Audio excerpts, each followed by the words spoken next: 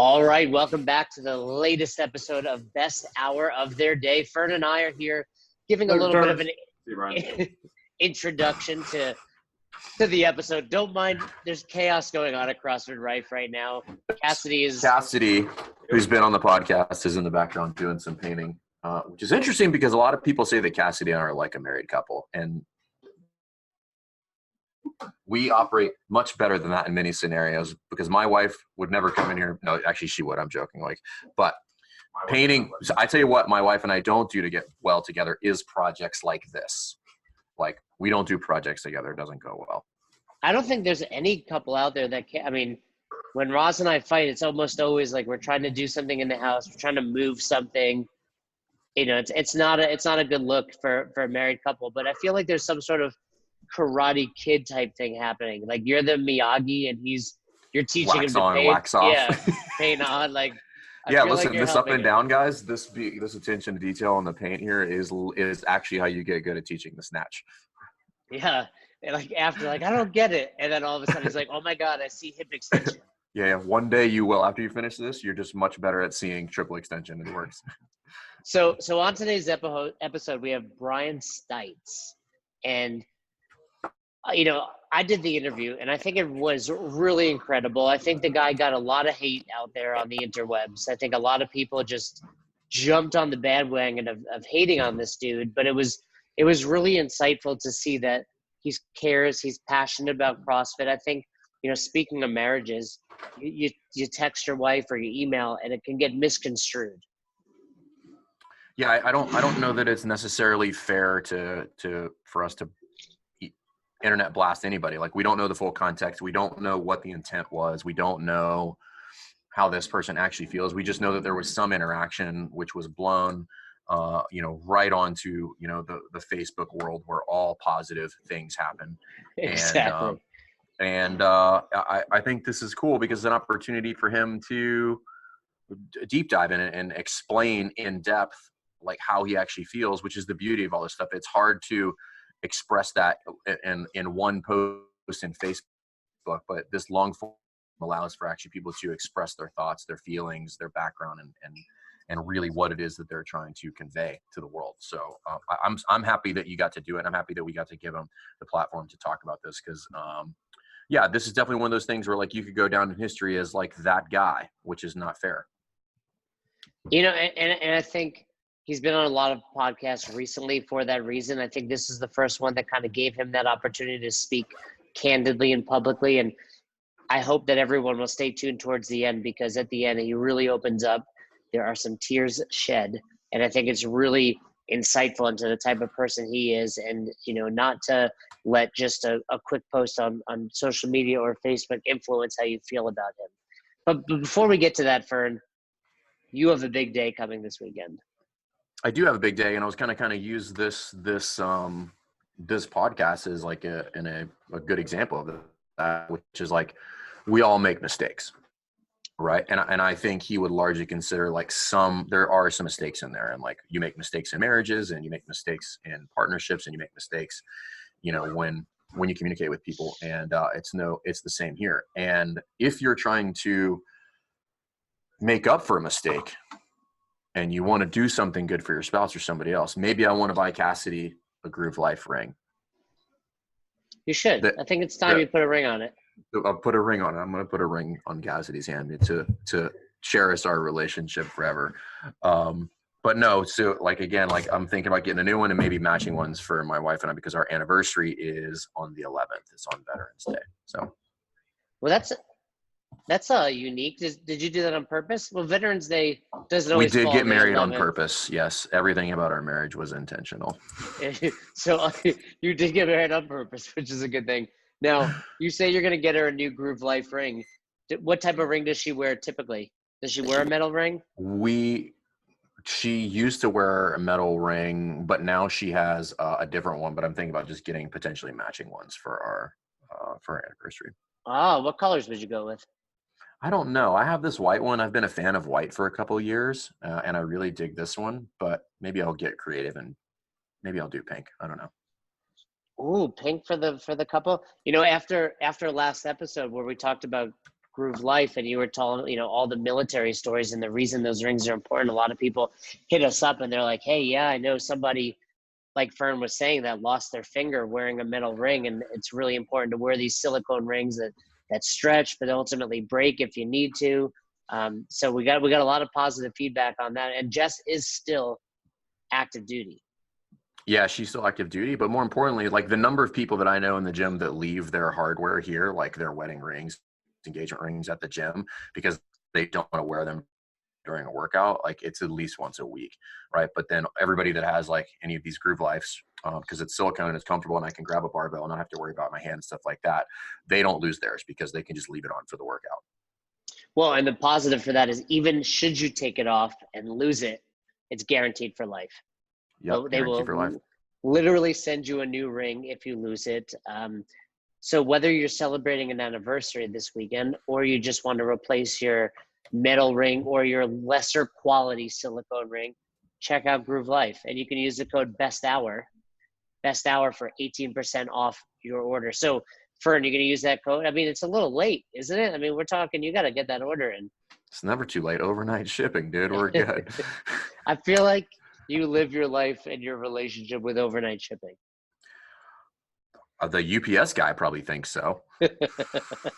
He's going to get a little box. It's going to be addressed to you. He's going to be like, oh, man, this is last minute, isn't it? But yeah, you should. Important.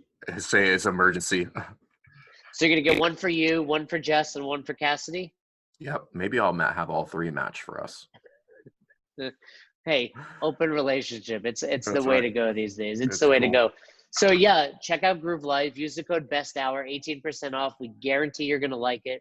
And it's completely replaceable. If you should lose it, if it should break, they'll take good care of you. Great customer service over there. Check out Groove Life, groovelife.com. But Fern, I'm really excited to present this interview because I think, I went into this interview and I was like, okay, this is going to be, we're going to headbutt, we're going to argue. And he was just really genuine. And I'm very happy that we can give him this platform. I hope people will share this and show the world that he's not this bad dude that he's been made out to be on social media. Yeah. So guys, take a listen, remove the judgment, practice a little empathy, because at the end of the day, we're all going to make mistakes and we're going to want people to give us the same courtesy. All right. Welcome back to Best Hour of Their Day. We have a special guest. His name is Brian Stites. Brian, welcome. Well, thank you. Hi. So Brian is the current owner of the affiliate CrossFit On Track, and you're based out of Kansas City, correct? Yep. South part of Kansas, Olathe. What was the name of that town? Like a little suburb. Olathe. Olathe in Kansas. Well, actually, is it Missouri, right? It's Kansas. It's Kansas. So because Kansas City lies on that line where it's like Missouri, but it's Kansas. And we actually just drove through it on the move from Florida to Colorado, and we couldn't figure out where we were. Yeah, no, Kansas City has a Kansas City side and a Missouri side. We are firmly entrenched on the Kansas side. All right, really cool. So, hey, if you listen to this show and you follow kind of the CrossFit news, you might have heard of Brian. You've become kind of famous or infamous. I'm not exactly sure. So, let's talk about it, and let's try to place it in chronological order because I think there's a lot of uncertainty of what happened. Let's let this episode kind of clear the rumors, clear the innuendos, and let Brian tell his story. And let's have an open dialogue about it. Brian and I spoke briefly before we hit record and said, hey, we might disagree on some things, but that's cool. We're open-minded people. We can discuss it. So Brian, at this point, everybody, maybe not everyone, but if they're unknown, you basically posted something in Facebook. You hear back from Coach Glassman a couple weeks later that he's taking away your affiliate. But I think a lot happened prior to that people are unsure and uneducated about. So if you don't mind, kind of lay out what happened. Sure. So the message in question on Facebook was in a closed affiliate owner group. It's called the affiliate owners group, but there are other people in there who are not just affiliate owners. And sort of one night I was just kind of thinking about direction that CrossFit's going with their health and wellness initiative and sort of the things that had gotten me excited initially about CrossFit. In particular, I came in right at 2012, which is kind of when the build around the games was starting to be a lot bigger, and the push was more towards it being a competitive sport. And so that's kind of what really got me excited about it. We were heavily invested in that for years and years and years. And then there was kind of this change back in CrossFit, or let's just say change away from it being this competitive sport to it being more of the health and wellness initiative, sort of a renaissance back to that idea. and so this one night in particular, I'm sort of posting my feelings about that change, that I kind of feel lost. I don't know what I'm doing. I spent 6-7 years doing one thing, and then I feel like CrossFit, for me, I felt like CrossFit was changing its direction. People have since then explained that no, CrossFit was always a health and wellness initiative, and I get that, and I respect that, and I think CrossFit should be that. I mean, that's awesome, but it's not what I initially came in for. I got excited about the sport of fitness, and now I'm looking back, and I'm having this sort of existential crisis. Arm & Hammer said that, and I thought it was kind of the perfect way to describe it. Sort of an existential moment. What have I been doing? With my folks in my gym, and is it the right thing for my folks in the gym that we had been doing things that way and had been so successful competitively for the area that we're in, for sure. And now that we're on the health and wellness side, am I still doing the right things, or am I still the mentality of being a compete first sort of guy? Reconcile all of those things in my gym, and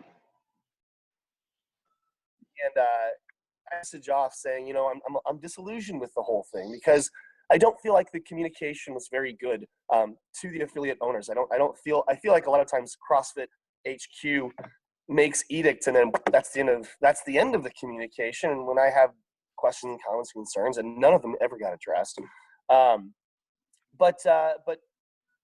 But at the very beginning of the email, I say, I'm pro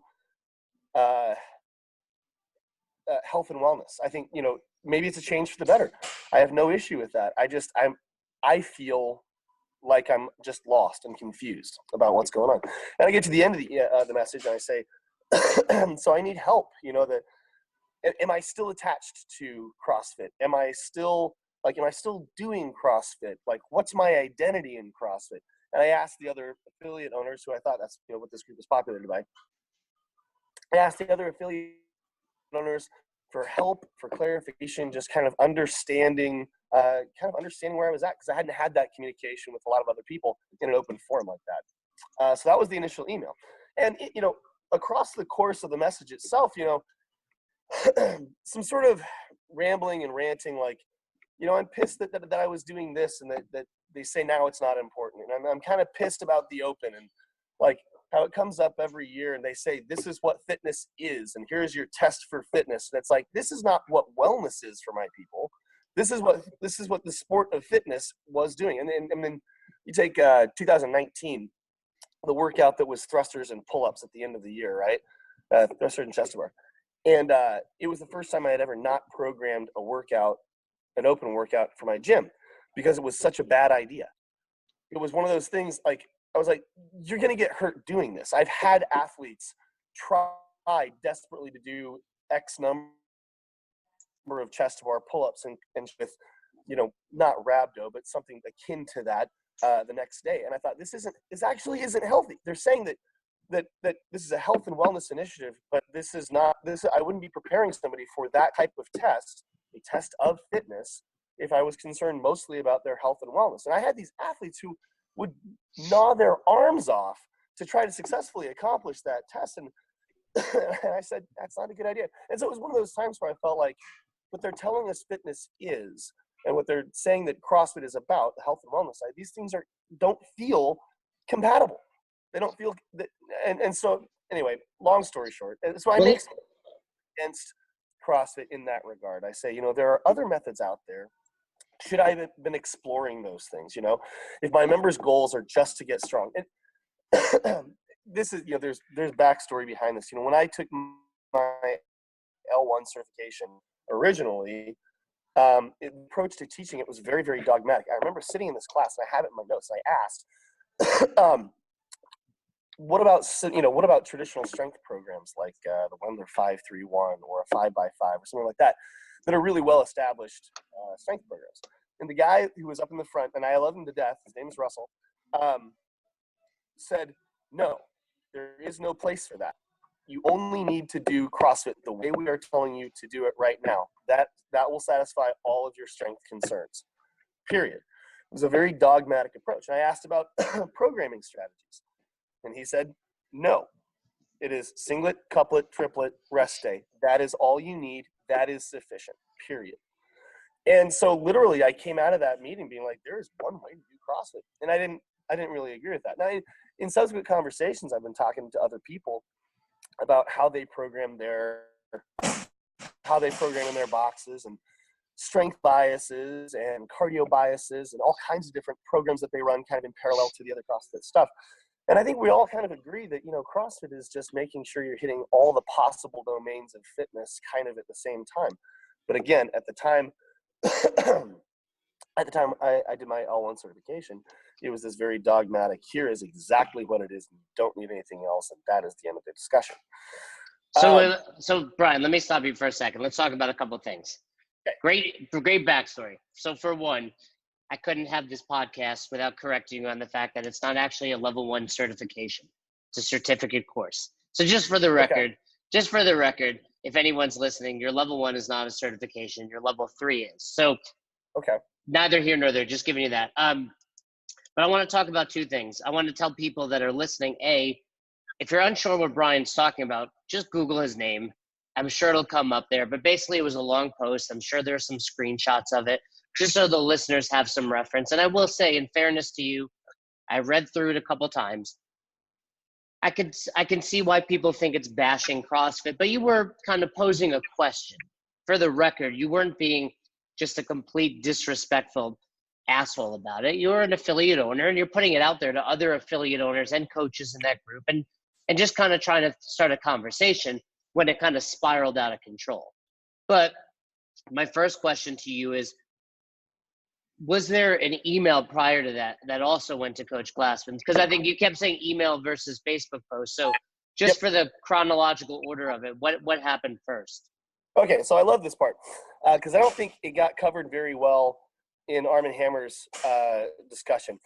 So 14 months ago, I had emailed affiliate support. This was right as they were announcing the end of regionals. They had not yet created a decent plan for how people were qualifying for the games going forward, what the competitive future of CrossFit was. It was just this: we're done with regionals. We're terminating all of our not at that point. I don't know that they were terminating their social media staff, but they were done with their media staff at that point. And so there was this huge change that had happened, and there was like no warning about it, right? It was just dropped in our laps all of a sudden. And I was not happy about that, because a big part of what I enjoyed doing and what we worked towards in our gym a lot of the times was trying to create teams in particular, not just individuals, because I think there's a big difference between what goes on when you're training for big events as a team versus individual. They're two very different things. And we was that kind of enjoyed the process. That was a big part of what we did. Part of our business model, in fact. We let other gyms kind of take care of more of the health and wellness stuff and do whatever they wanted to do. And what we kind of liked doing was picking up the athletes that wanted to learn more of the competitive sport. And we would have them in. We had this huge environment for them. So now that's gone, right? And there's no warning, no advance, anything. This is 14 months ago, before they had talked about sanctionals. And the response, and no questions were really being answered about how we came to that conclusion, what the process was going to look like going forward. It was all very, very nebulous. And so what I say in this email is if I had known that was the case, I might not have renewed my affiliate, because being a CrossFit affiliate is like, it's so, I'm especially for me, so connected to the competitive sport of CrossFit and the regional stuff and all that. I don't know that I would have necessarily re-affiliated at that point. I might have just done what a lot of people were doing at that point, which was rebranding to reach out to a larger audience. Because at that point, CrossFit was still, I mean, and in a lot of ways still is, its own pariah. You have folks who understand the health and wellness side of it, but you have a lot of folks who see it as the dangerous sport of CrossFit, right? So sometimes it helps, and sometimes it doesn't help when the message is kind of mixed like that out in the public. And I don't know if that's been well addressed. So anyway, I don't know that I necessarily would have. But what I said after that in that email is, I don't like that there's so little communication about this. It's really frustrating that this would come down. You're not really asking us for, like, you're not asking us for our opinions like our opinions matter. And when we're voicing our opinions, it doesn't seem like they matter because we're not getting responses. And that gives me some frustration about, like, what's happening on a managerial level. Like, that's frustrating. And I feel like the only way to voice my opinion, as with most consumers, nobody listens to the comment cards. What they listen to is up trends and down trends in sales. I feel like the only way as a consumer of this brand, which is kind of how I feel as an affiliate owner in a lot of ways. I'm buying the affiliate right, and then kind of, so I feel like a customer of CrossFit in a lot of ways, but not a customer of CrossFit. Also, there's the ambassador of CrossFit, and then there's the, you're not really a franchise, you're an affiliate. It's a weird interaction, I would say. But anyway, I don't feel particularly heard or respected as somebody who is trying to consume the CrossFit brand. If I was a customer, if I was a member of the gym, I would feel like, I don't have confidence in the execution of the direction. Anyway, so I say that. And what I asked for specifically 14 months ago was, it's actually longer than that now, but what are my options for if I were to cancel my affiliate, getting a refund on the time remaining on it? Because I feel like this is a bait and switch. I feel like you kind of pulled the rug out from underneath me. So, like, would I get refunded that money? Is that not what happens? Do I just wait the affiliate out, or what's that process look like? I asked that question. That was my question. And it wasn't, I want you to pull my affiliate right now. I said I probably wouldn't have re-upped it, but I'd like to know my options moving forward for, if I were to cancel, and would I get a refund if I did. 14 months ago, didn't get a response for over a year, which adds fuel to the pain of feeling not heard as an affiliate owner. Here I am saying expressly to support, what are my options? I am frustrated about this, and no one responds for over a year until I'm finally mad about something, right? And then now we'll respond to this email in this super cheeky way, like it was somehow a continuation of the conversation that never actually happened, right? Like, here, we're going to ignore you for a year and a half until you annoy us. Now we're going to respond to you. And I hate that. I absolutely hated that was kind of the chain of emails. And it was not represented. It sounded like I had asked, pull my affiliate like a week ago. That's not true. I actually paid my affiliate dues for another year after that because I support CrossFit so much. I was not happy and not thrilled about the change. But then as sanctionals came around, I was like, okay, listen, I'm going to adjust to this. I'm going to focus on the health and wellness stuff. I'm going to see where it goes. But I support CrossFit as an entity. I support CrossFit for what they're trying to accomplish. And I paid my affiliate dues again. I didn't personally cancel it. You always had the option to cancel it. And I chose not to do that. And I think that gets overlooked in the conversation. Like, I stuck with it, I can agree with that. I can agree with what you're saying there, but let me ask you a couple questions about all of this, because I like the fact that you're having your opportunity to voice your side of the story. I feel oftentimes you're not getting that, or just people in general don't have that opportunity. So everybody listening, I think you're entitled to that. So you are currently still an affiliate. Coach Glassman has sent you that email. despite that email, would you prefer to stay an affiliate? So the short answer to that is yes.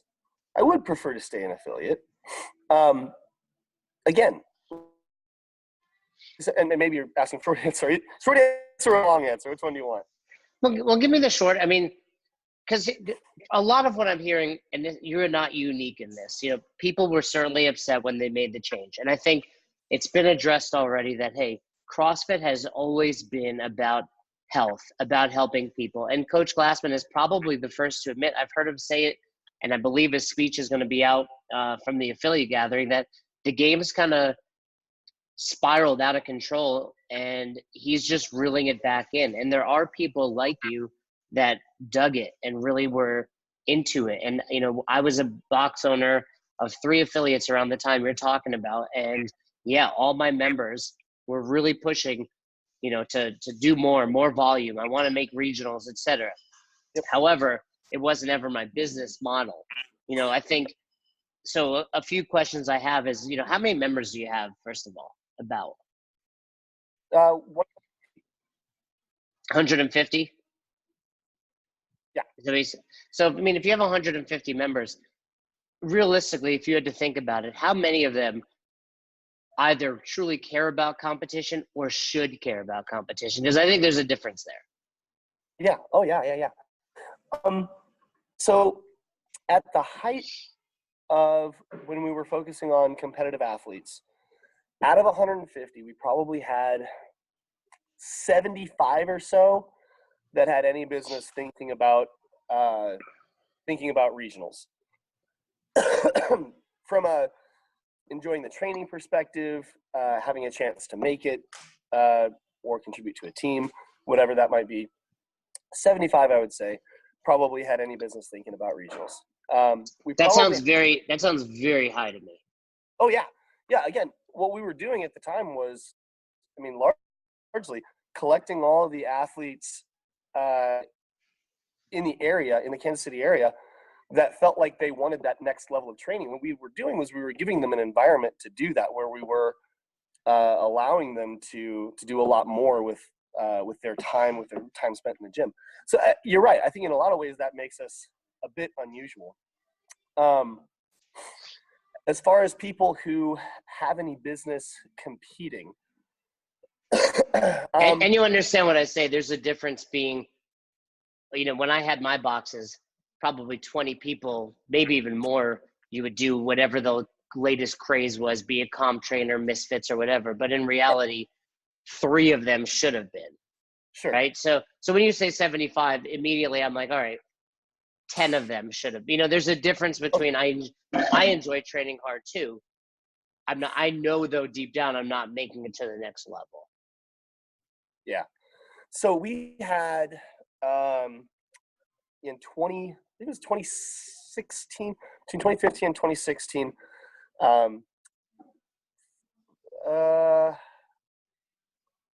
I want to say in excess of 30 athletes who finished definitely in the top 200 regionally, including our masters athletes. We had 10 athletes who finished in the top 200 worldwide in masters athletes. So a very competitive population, and a lot of people who, had the potential to push those people and, in whatever workout it might be, sort of a Scotty Gillespie sort of story where it's like maybe they don't have the weights, but the cardio was there, and so they're there in the environment to push on the cardio stuff and things like that. So that's kind of where we were. In 2015, we had the 3rd highest scoring team in the world. 2016, if it wasn't for one phenomenal error, we'd have qualified 2 teams for regionals and had athletes who had every right to make it at individuals as well. Okay, so you're proving you have a very competitive box, but so let's dive a little deeper. So Fern and I recently did an episode and we entitled it "CrossFit Doesn't Owe You Shit," right? And point being, and this is kind of where the conversation happens. You affiliated in 2012, you said, so I assume your affiliate fee is $3,000. Correct. So I guess the question becomes, what does CrossFit owe you as a licensee, basically? Like you said, we're not franchises. I don't think there's anything wrong with asking the questions you asked. You're entitled to that. But at the same time, what does HQ actually owe an affiliate as far as how abreast do they need to keep you on the current situation, on changes, on all of those things? What's your opinion on that? Yeah, that's tough. I think there's two different stances to take on that question. First is the obvious answer, which is they don't owe us shit, right? It's like there's no part of our license agreement that says CrossFit will update you on what things are happening. There's nothing like that. They could come out tomorrow and say we lied about the whole sugar thing, and that they have every right to do that. Sugar's good for you. Sugar's good for you. Sugar's good for you. Yeah, if you're not eating a bag of Skittles after your workout, you're an idiot. Whatever. Okay, sure. They really don't owe us anything. They didn't owe us regionals. That wasn't something that they owed us in the slightest. Nor did they owe us advertising. They didn't owe us, being hits on a map, which is, I think, what a lot of people really appreciate about CrossFit is the ability to be found with an identity. They don't owe us maintaining that identity. Honestly, if they came out tomorrow and said, hey, it's all about bodybuilding, they would have the right to do that as well. So they don't owe us that. So that is one perspective. Contractually, absolutely not. On the other hand, I think there is an ethic to CrossFit. There is a belief system, a faith and science-based belief system to it that makes what CrossFit is largely, and this is tough, largely about leadership and identity. And if they came out tomorrow and said we lied about sugar, I wouldn't want to be a part of CrossFit. Do you know what I mean?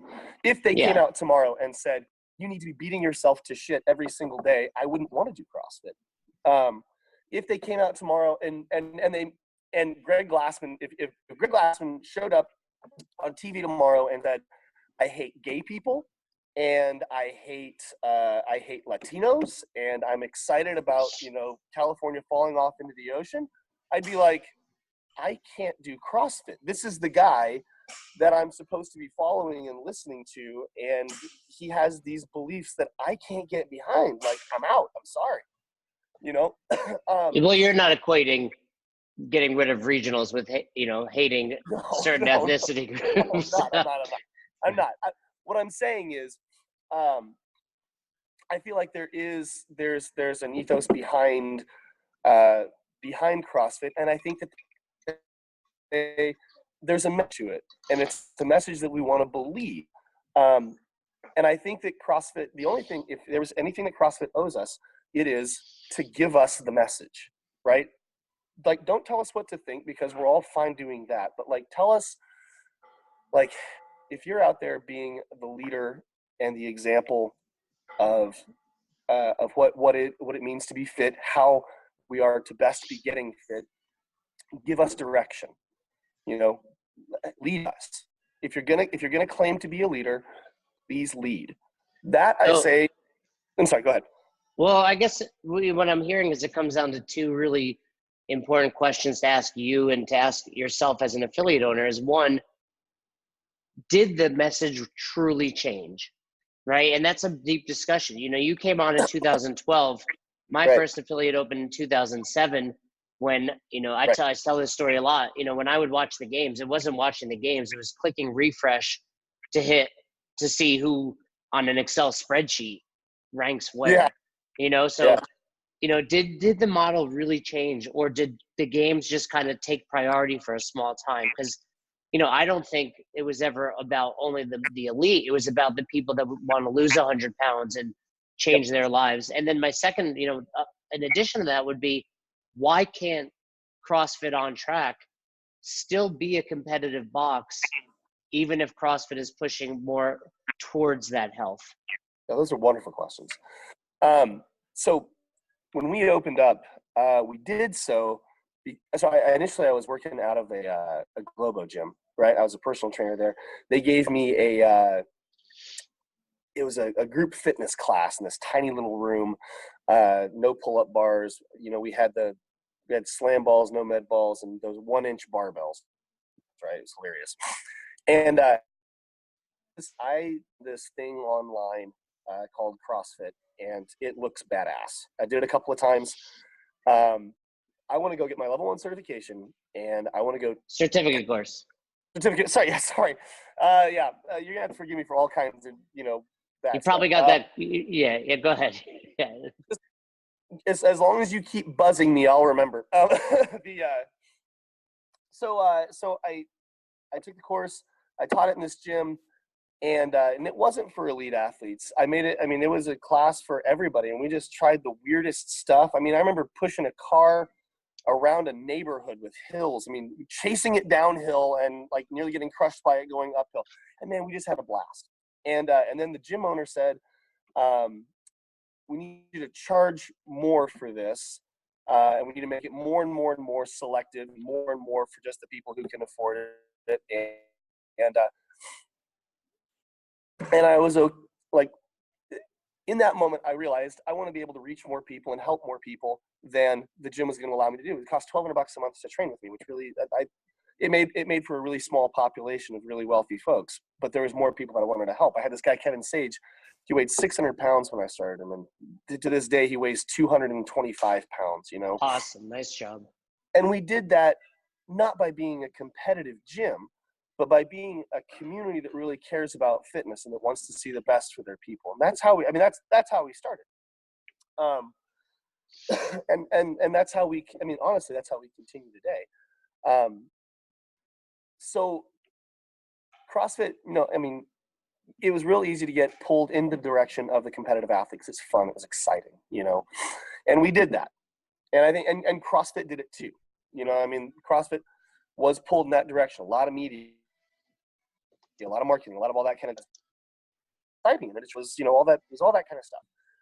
I would not say, so to answer your first question, I don't know that CrossFit ever really changed its focus, and that you're right when you say it got drawn into that competitive market or into that competitive pretty hard, right?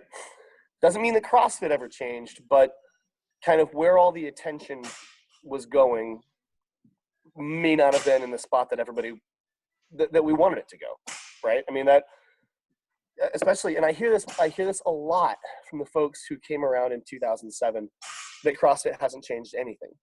And that's what a lot of the affiliate owners say, some respectfully, some less respectfully, that CrossFit never changed. It's the people like myself who got their priorities all backward or focused on something else. I don't like the idea that it was backwards, because I feel like there was kind of a push for competitive, the sport of CrossFit. And then that's part of what really frustrates me when folks respond to that. They're like, well, you screwed it up the entire time. And I'm like, there was a Pukey the Clown. There was a quote CrossFit. Yeah, I mean, look at the hat I'm wearing. It says "mess you up." Mess you up. That's right. Yeah, I mean, I don't think you screwed it up. I think, that's the beauty of CrossFit is you have an affiliate. You can be a box that, hey, you can only join here if you have a 500-pound deadlift and a 2-minute Fran. If not, there's another box for you down the road. So I don't think it's a matter of screwing it up. It's a matter of saying, is this the only way? And just because CrossFit has changed, does that mean I don't want to be a part of this anymore? I mean, you can still have a group of people. There's more opportunity than ever to compete right now. I agree. Whether it's you want to go to Abu Dhabi for sanctionals, or I'm sure in Kansas City, there's a competition every weekend within 3 hours of you. And that was part of what was a little bit frustrating in the Kansas City area. There were like a lot of not well-run competitions. And so you'd go and it'd be like terrible judging and silly events and super watered down experiences. You'd have an RX division of like 3 people. And that's what made regionals so much more worthwhile. It was a really well run competition. I mean, the problem with regionals is just so damn good.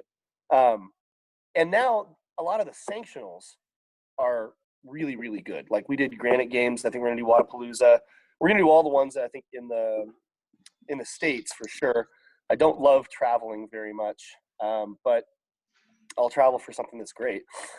But yeah, so and what was happening in our local scene was not great. To the Kansas City scene, a bunch of folks doubled down on improving the quality of their local competitions, and it's made for I think a much more fulfilling competitive experience in recent history. We went to CrossFit 816. Matt and Sarah Neal run it, and they run one of the best, 4-person competitions I've been to in a long, long time. Great programming, excellent judging. CrossFit Fig. Anyway, the local scene has gotten better, significantly better. But right around 2018, it was kind of like, there's no reason for us to go to these competitions. They're so bad. So it got a bit saturated, right? Oh yeah. And so I love the sanctional stuff. And you're right. The opportunity to compete. I mean, at the pro, the RX, whatever the step is down from RX, divisions, you can get so much more of your gym involved in those sanctionals. I think it's wonderful. I think I feel like it could usher in an entire new era of competitive CrossFit. Maybe you're not worried about the pro stuff, but for those 75 athletes that I had, some who could have qualified regionals, some who were pushing towards it, et cetera. Now I have a place where every one of them can fit in. And I mean, Granite Games, we did it just recently. Damn near as an entire gym, we went up there either to compete or to observe, and that was a blast. So the long-term vision for the sanctionals, I think, is great and genius and getting better. Which is really cool. That didn't change how I felt about it in 2018 when we first found out, like, rug pulled, here you go. but now that we're quite a bit further along and that process is evolving, I'm stoked. And I think that you're right. So the second part of your question was, do you think he could still be a box and still be CrossFitting and still be competitive? And I think the answer is yes. I think you absolutely can do those things. The absence of regionals was a bummer for sure. I mean, I look at the leaderboard, and I miss the regional filter. I'm not gonna lie, like that's still sad for me. I find myself in like 400th place worldwide, and I still don't know what that number means. But it means you're a pretty fit individual. Thank you, I appreciate that. But I miss the group of guys that I ran in, that I would compete against on the leaderboard and would run into once a year at regionals. I mean, that was really that was fun for me, and I'll miss that forever until something else comes along that replaces that. So, but I do believe you can be a CrossFit gym that has that competitive side. I think for our gym, the direction that we're going with that is, and I spent, since I put that email out, I've had to spend a lot of time just thinking about, okay, what's the identity? What is it we want to do moving forward? We're changing our model for programming up so that we have a greater emphasis on GPP,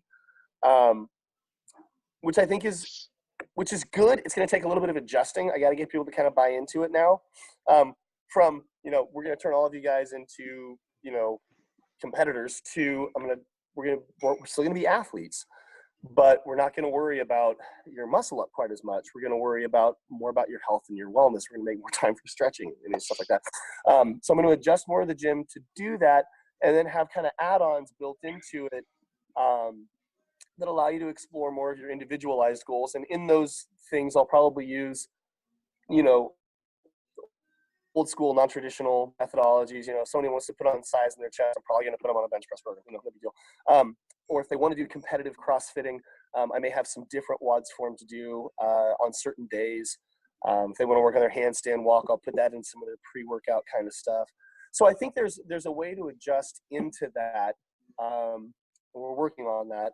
It's not, and we're gonna have certain days, I think, too, where there's an extra training session for the people who want to be competitive athletes to just come in and do just competition style CrossFit.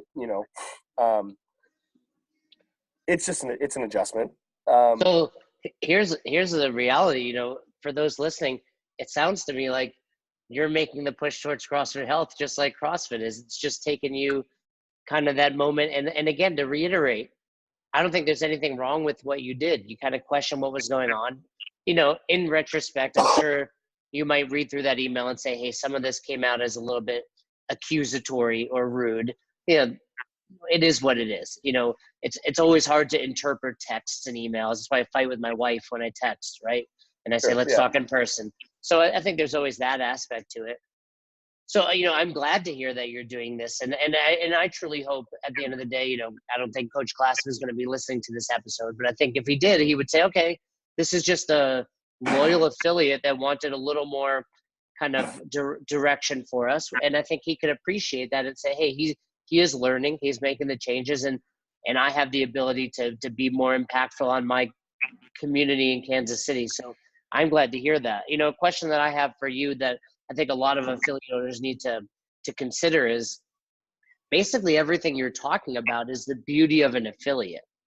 Mm-hmm. I'm looking at your gym right now, and you got a big ass fan, you got, caution tape for your wall ball targets, you got a pegboard and all this cool stuff going on.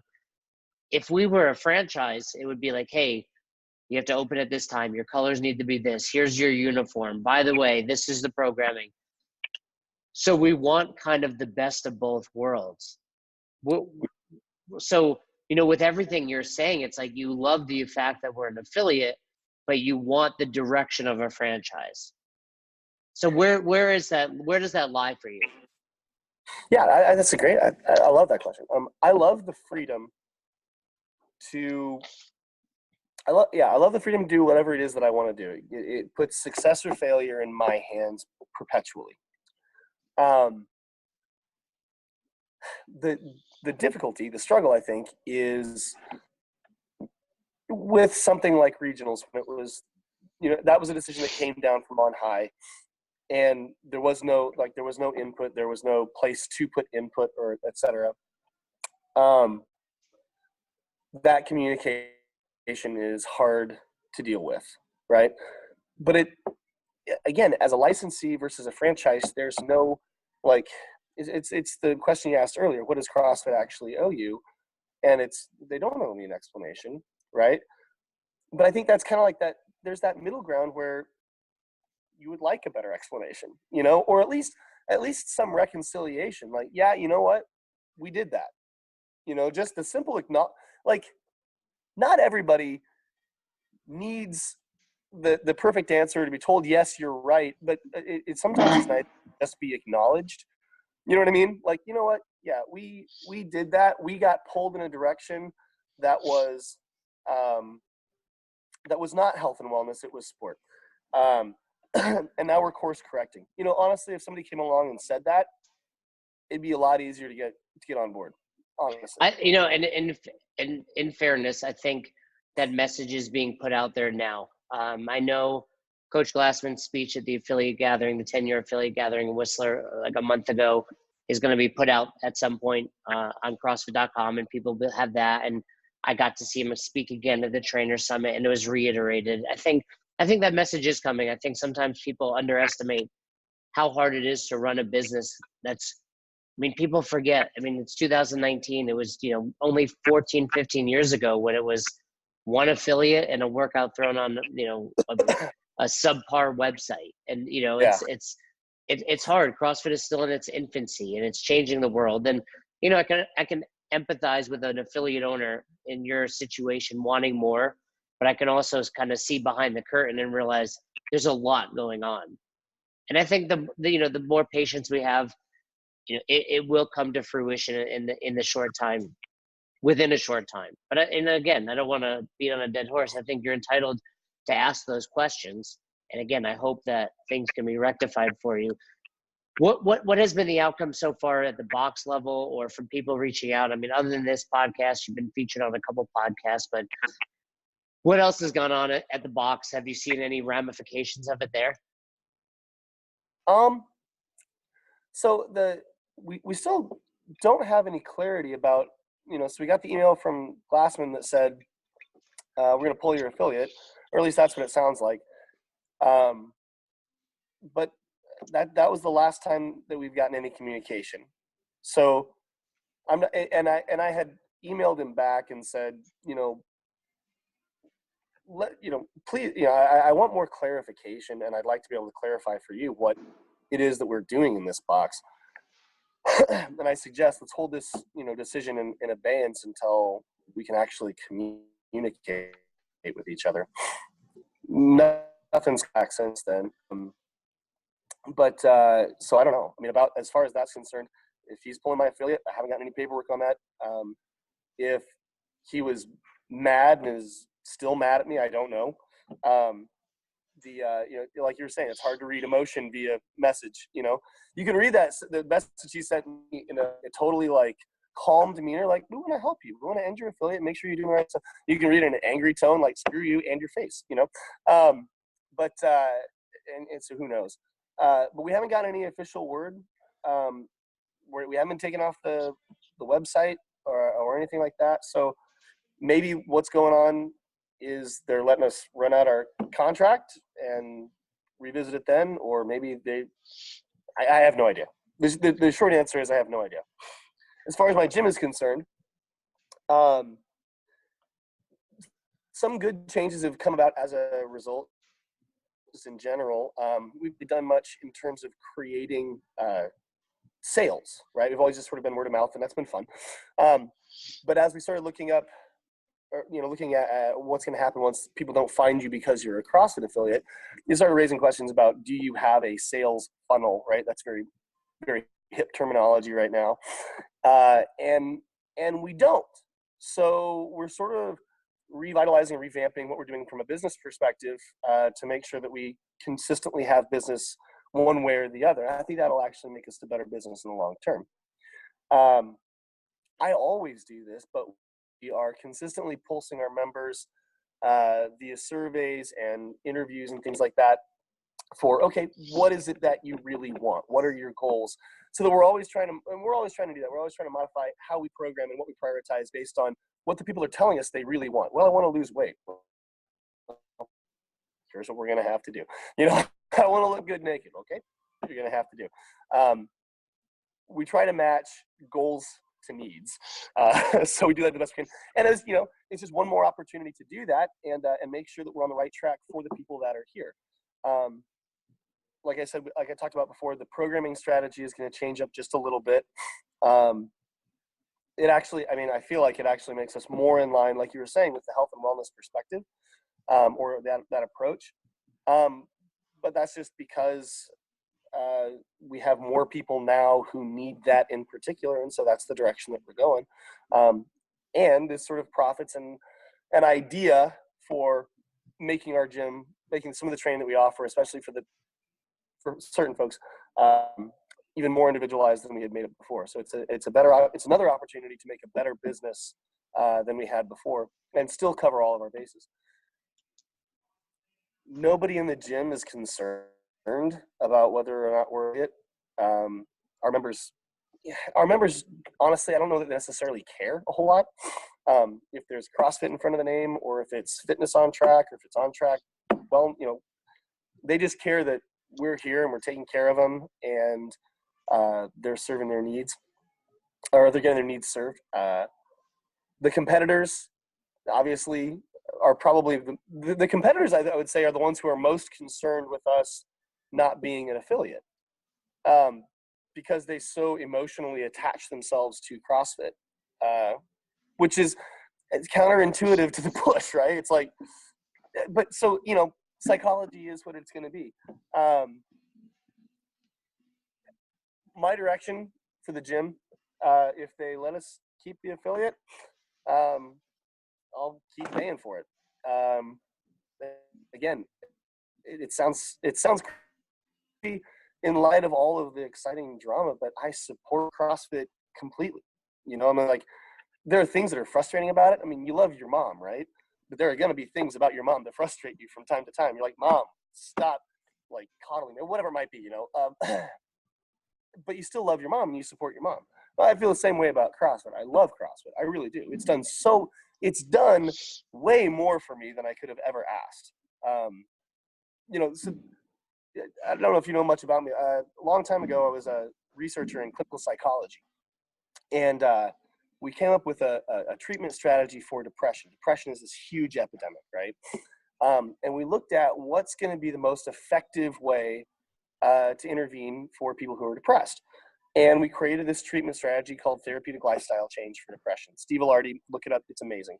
And we implemented some behavioral activation, get outside, changing your diet, start exercising, build a social community around you that is supportive and focuses on goal-oriented activities and praising the accomplishments of your day. And what we found was we had a symptom reduction, a pretty large study, pretty hard to pull off. A symptom reduction, average symptom reduction of about 90%. So average symptom reduction for people who are taking medication is about 34 to 38%. That means you're still mostly depressed, right? We found a symptom reduction of 90% and a response rate that was even higher. And they maintained it for 3 years afterwards. This is before I had ever heard of CrossFit. This was back in 2004, 2005. I'd never heard of CrossFit before in my life. So as we started to build this gym, you know, coming from that perspective, I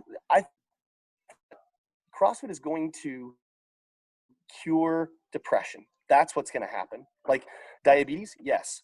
A lot of the health crises, absolutely. But the thing that matters probably the most to me is I believe CrossFit and the community that you built here will cure depression. I myself have dealt with bipolar depression for most of my life.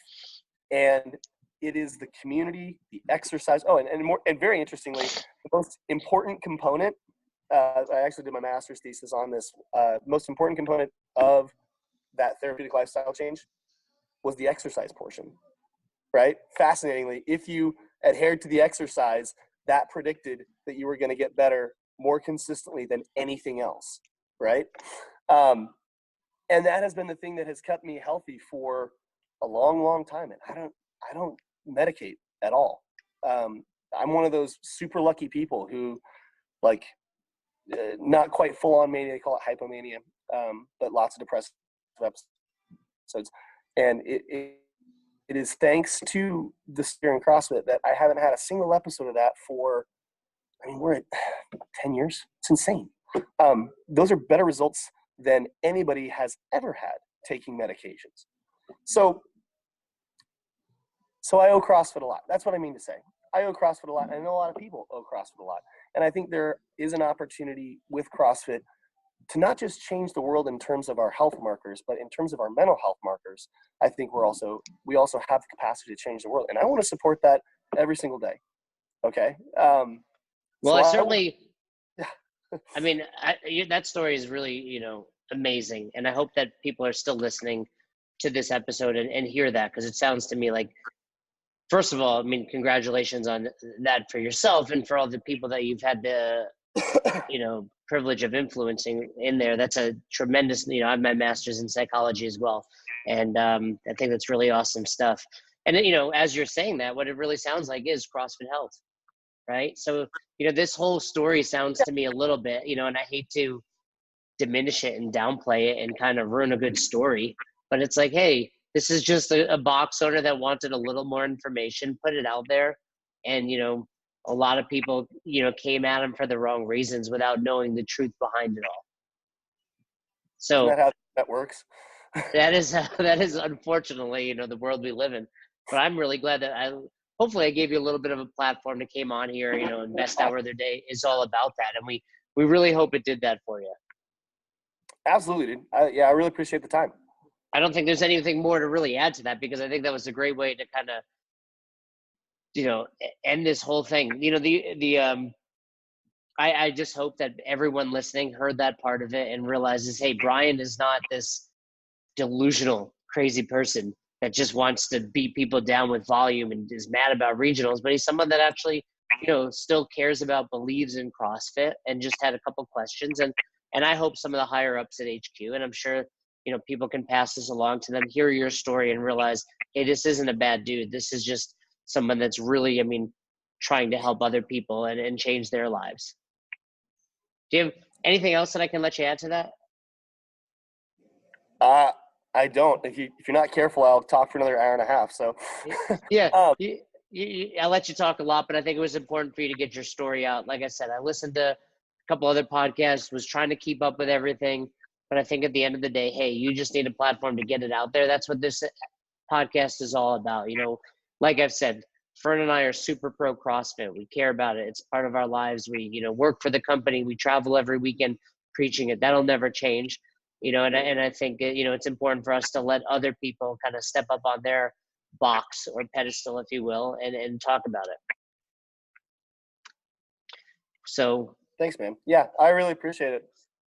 Well, I wish you nothing but the best, and I hope that everything gets rectified. And of course, when it does, we'd love to have you back on and talk about it. That's awesome. Yeah. You've got we're friends on Facebook now, so you can look me up any old day. You got it, Brian. Well, I appreciate your time, and we look forward to hearing about you, and keep up the good work over at CrossFit On Track, and keep changing lives. Thanks, man. Will do. Thanks for listening to Best Hour of Their Day. If you haven't heard about Anchor, it's the easiest way to make a podcast. Let me explain. First of all, it's free. How cool is that?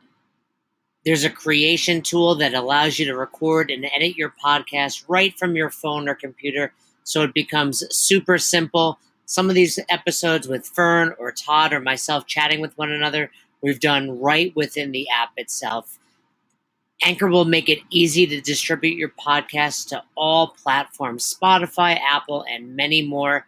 And you can make money from your podcast with no minimum listenership. It's everything you need to make an awesome podcast in one place. All you have to do is download the free Anchor app or go to anchor.fm to get started today.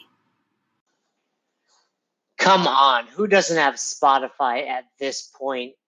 And if you were unaware, Spotify now is offering podcasts. That's right. On Spotify, you can listen to all your favorite artists, but also podcasts in one place for free.